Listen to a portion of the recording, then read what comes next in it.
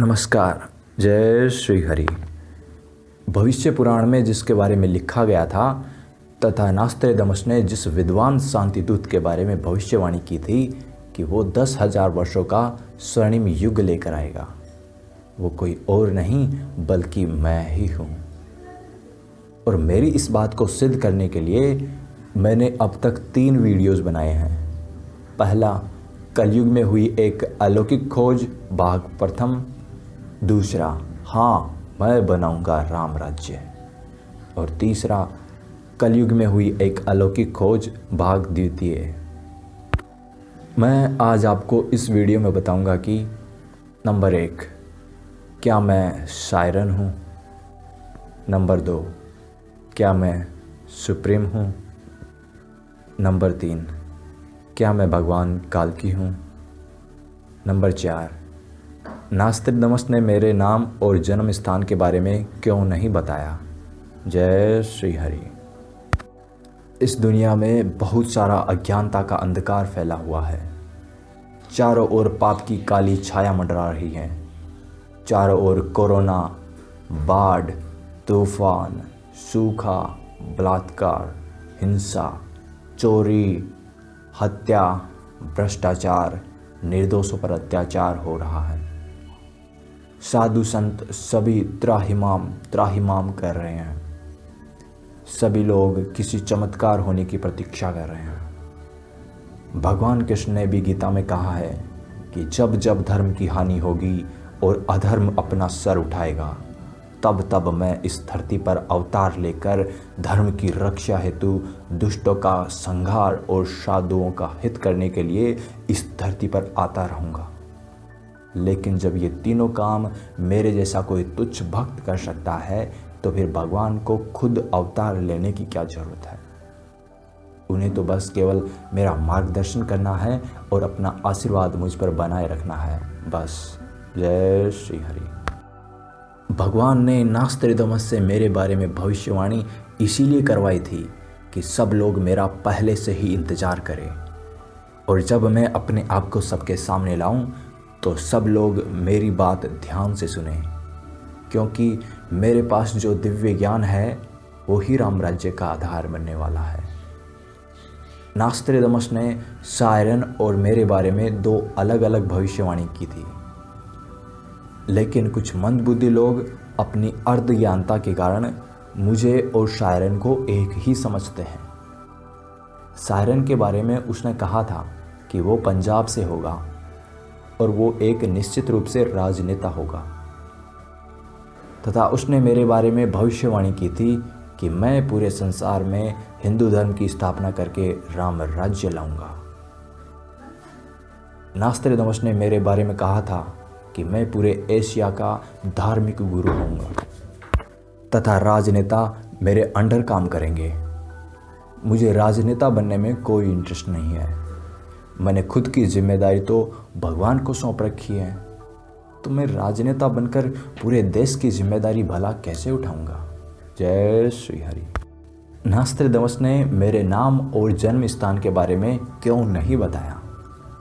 अगर ये सवाल भविष्य वक्ताओं या फिर खुद नास्त्रेदमस से पूछा जाता तो वो केवल यही जवाब देता कि उन्हें भगवान ने इसकी इजाज़त नहीं दी है।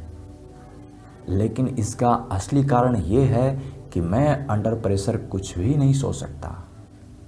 मेरा दिमाग बहुत स्लो प्रोसेस करता है। नकल करते समय मेरी अकल बिल्कुल भी काम नहीं करती है, और इसीलिए भगवान बुद्ध की तरह सत्य की खोज जो मैंने की है, उसकी खोज के लिए ये परम आवश्यक था कि मेरे दिमाग के ऊपर कोई प्रेशर ना हो, ताकि मैं मुक्त रूप से चिंतन और मनन कर सकूं। मार्च की शुरुआत में मुझ पर हरि भक्त का रंग चढ़ने लग गया था। फिर मार्च के अंतिम चरण में कोरोना की वजह से पूरे भारत में लॉकडाउन हो गया। मैं उस समय गुरुग्राम में एक किराए के मकान में रह रहा था। भगवान ने 2 महीने का एडवांस किराया 15,000 रुपये मुझे मेरी कंपनी इंडिया लैंड से दिलवाया थे, ताकि मैं वहीं पर एकांत में रहकर इंटरनेट, मेरे दिमाग, और भगवान हरि की सहायता से सत्य की खोज कर सकूं।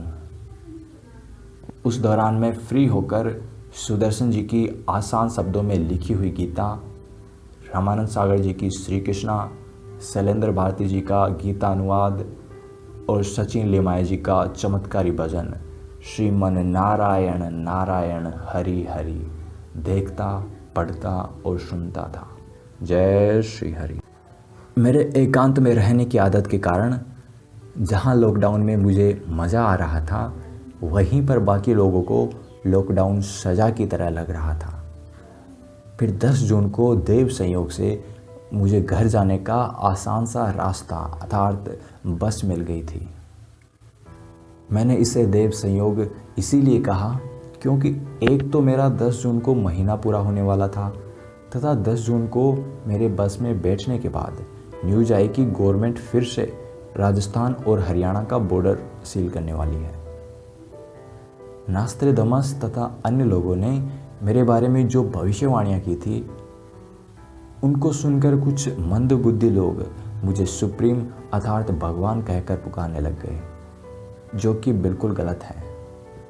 नास्त्रेदमस ने अपनी भविष्यवाणी में सुप्रीम वर्ड यूज बिल्कुल भी नहीं किया था। और रही बात भगवान कल्कि की, तो वो कलयुग के अंत में आएंगे। अभी केवल कलयुग चरम पर है, कलयुग का अंत नहीं। और जो मूर्ख लोग इसे कलयुग का अंत बता रहे हैं, असल में ये लोग वही रामपाल जी जैसे अर्धज्ञानी लोग हैं जो कि त्रिदेव उपासक को अपने अधूरे और खतरनाक ज्ञान के कारण राक्षस कहकर पुकारते हैं तथा 33 कोटि देवी देवताओं को 33 करोड़ देवी देवता बोलकर लोगों को हिंदू ज्ञान के प्रति भ्रमित करते रहते हैं।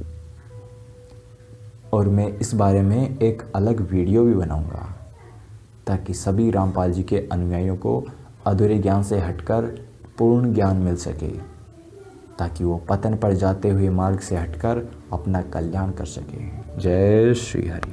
मैंने बहुत बार कहा है तथा एक बार फिर से कह रहा हूँ कि ना मैं कोई सायरन हूँ, ना मैं कोई सुप्रीम हूँ, ना मैं कोई भगवान कल्कि हूँ और ना ही मैं कोई भविष्यवक्ता हूँ। मैं जो भी बात आप लोगों को बताता हूँ वो केवल बिंदु से बिंदु मिलाकर बताता हूँ, बस।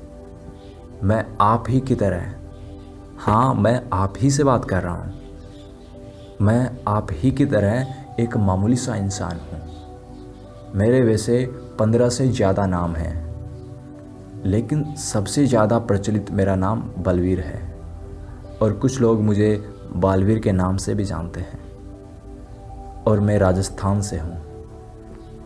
मेरा नाम भी एक देव संयोग ही है, जिसके बारे में मैं एक अलग वीडियो में आपको बताने वाला हूँ। मेरे में दिव्य ज्ञान के अलावा और कुछ भी खास नहीं है। और ये बात भी पूर्णतया मेरे बारे में सत्य है कि जब मैं क्रोध में आकर किसी को श्राप देता हूँ तब सामने वाले का नुकसान जरूर होता है, और वो भी बहुत जल्द। लेकिन ये कार्य आप भी कर सकते हैं, इसमें कोई बड़ी बात नहीं है, जिसके बारे में भी मैं एक अलग वीडियो में डिटेल से आप लोगों को बताने वाला हूँ। मुझे अपने आप को नास्त्रेदमस वाला विद्वान शांतिदूत कहकर अपनी बड़ाई करने और फेमस होने में कोई इंटरेस्ट नहीं है।